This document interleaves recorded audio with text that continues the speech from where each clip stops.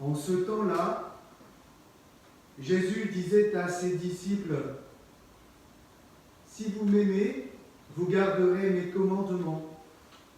Moi, je prierai le Père, et il vous donnera un autre défenseur qui sera pour toujours avec vous. L'Esprit de vérité, lui que le monde ne peut recevoir, car il ne le voit pas et ne le connaît pas. Vous le connaissez, car il demeure auprès de vous et il sera en vous. Je ne vous laisserai pas orphelin, je reviens vers vous.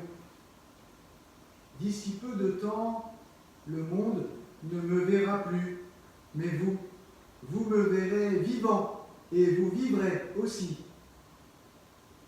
En ce jour-là, vous reconnaîtrez que je suis en mon Père, que vous êtes en moi et moi en vous.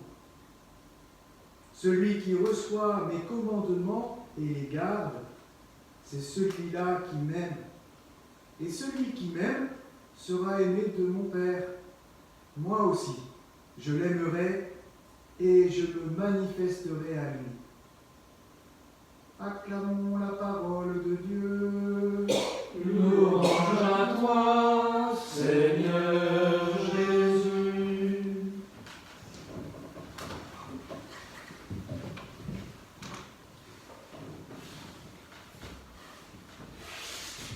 Ces dernières semaines, plus que d'habitude, je suis allé plusieurs fois à l'hôpital pour accompagner par la prière des personnes malades ou en fin de vie.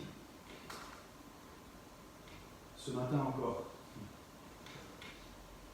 Les rencontres, vous voyez, ne sont pas très longues, mais il y a une grande intensité.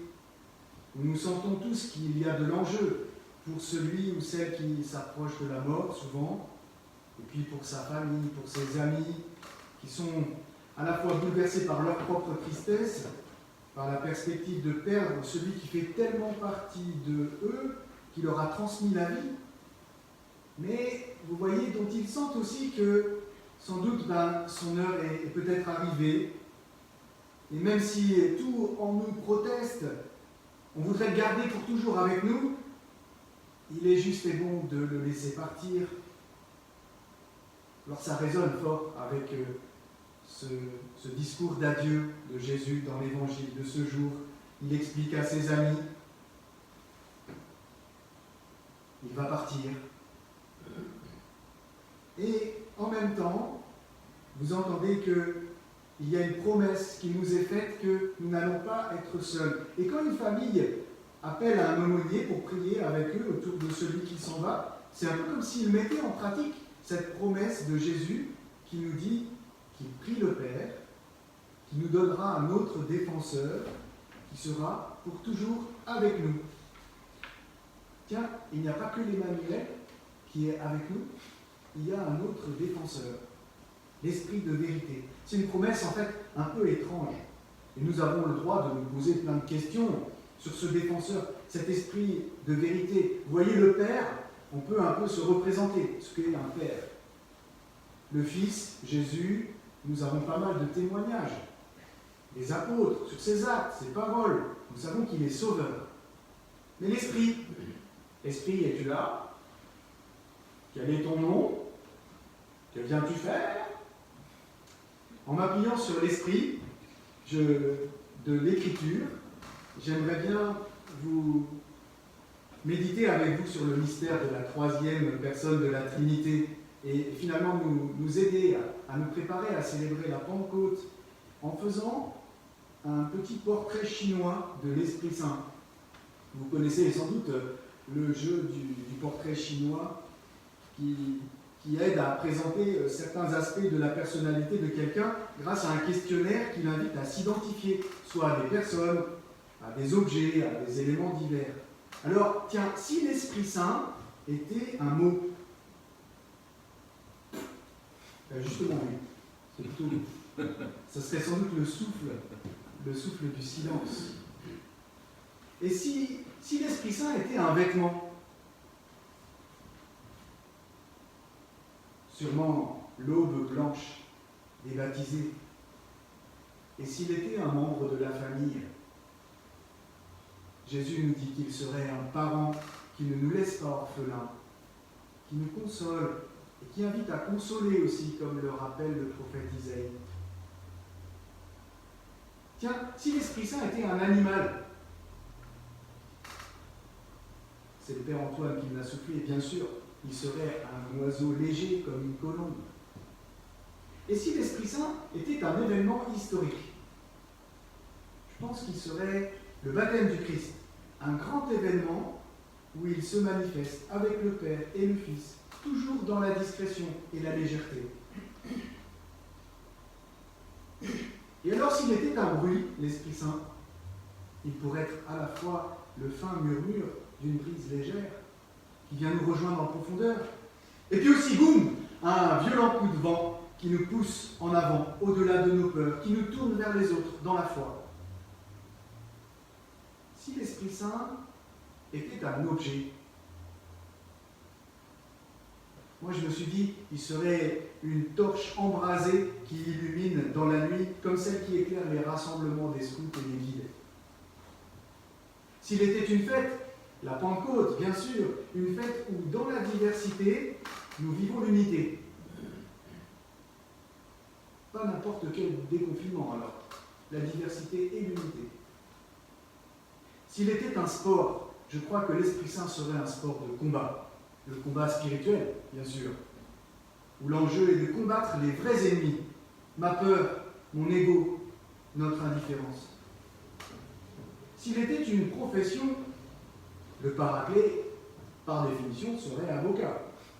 Et s'il était sportif, un défenseur qui est toujours là pour nous.